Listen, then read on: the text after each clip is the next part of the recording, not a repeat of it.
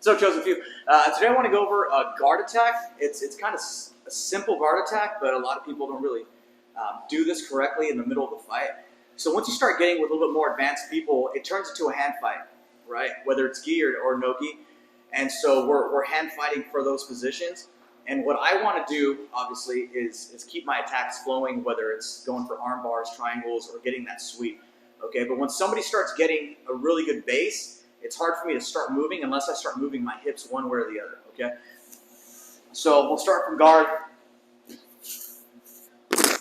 And I need to make sure that I have a good guard, right? I don't want my knees not touching his ribs. I need those ribs squeezed on, and I need my heels down towards his butt where I'm in control, okay? Even if he has good posture like this, I'm still in a pretty good position where if I can clear these hands, I can bring him into me because of the squeeze that I have right here, okay? So if he's going to start hand fighting or try to get that position, we're going here. What I want to do is I want to get 2-on-1, okay? Just means my two hands against one of his. I'm going to grab almost a baseball bat position, right? Just like I'm holding a baseball bat right here. And I'm going to squeeze and I'm going to keep my elbows in. A lot of people, when they start fighting, they start doing this, right? And they're like moving. But when my elbows are flared, I'm really weak, okay? So as soon as I get my position, this baseball bat, I need to keep my elbows in, all right? And now from here, I'm going to extend him past my head, but I'm also going to bring my knees to my chest here, okay? And as I'm letting go, I'm going to reach around his head, and now I have my arm triangle set up, okay? So I finish things a little bit different. Some people can try to finish here, and my squeeze is usually good enough, but grabbing my bicep and coming behind my own head is always going to be a better, tighter sequence for me because I can stay tight the entire time. Where here I'm using a lot of muscle holding him down.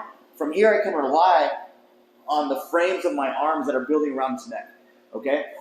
And the other thing is I want to make sure that I'm squeezing my elbows in this way and then down to make sure I hit all the carotids, okay? Or both carotids, not all. Now, the other thing is a lot of people extend when they get in this position. So I'm going to just hold this position with my hands so you can see, but this is what I really want here. When I get here, a lot of people extend to try to finish this triangle choke. And the problem with that is I'm not trying to like take his spine out from his head and pull him out. I'm trying to get the choke, okay? So this might hurt and people might tap from that, but somebody good usually won't, where I'm extending him here, okay?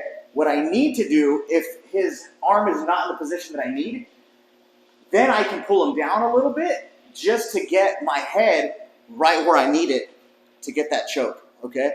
So now from here, I need to make sure that I'm squeezing into him and not extending away, okay? I'm giving him an escape, especially if he's good. So from here, I need to get tighter, and then I'm gonna bring my head closer to his to finish that choke, all right? So don't pull his head out, stay tight here, all right? So we're hand fighting, I get my 2-on-1, I'm gonna bring him over, switch, get my rear naked choke or Mate de Leon, and then squeeze to finish that position, all right? Like, subscribe, and try it out.